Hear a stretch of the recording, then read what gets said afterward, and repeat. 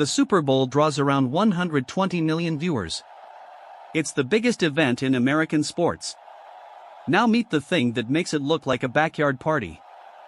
The World Cup final was watched by over 1.5 billion people. Live. Simultaneously.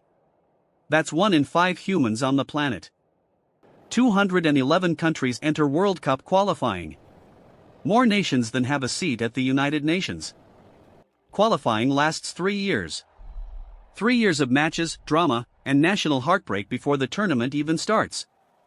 When your country qualifies, it's not just sports news. It's national celebration.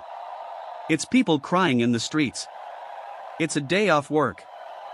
Soccer has been tied to national identity and sometimes national survival for over a century. Wars have been paused for World Cup games. Seriously.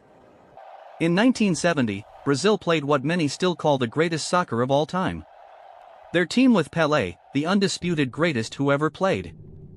In 1986, Diego Maradona scored the most infamous goal in history, then 5 minutes later, the most beautiful one. In the same game.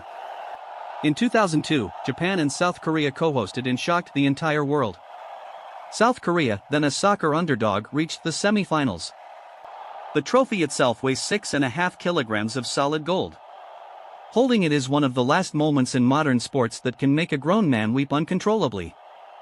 2026 is different for Americans. 3 countries hosting. 16 U.S. cities. A homegrown team ready to compete. The world is coming to your city. For the next 6 weeks, you're not missing out. You're part of something. The biggest sporting event in history is happening right now. Subscribe. Every week, we break down exactly what's happening at the 2026 World Cup so you never have to pretend you understand again.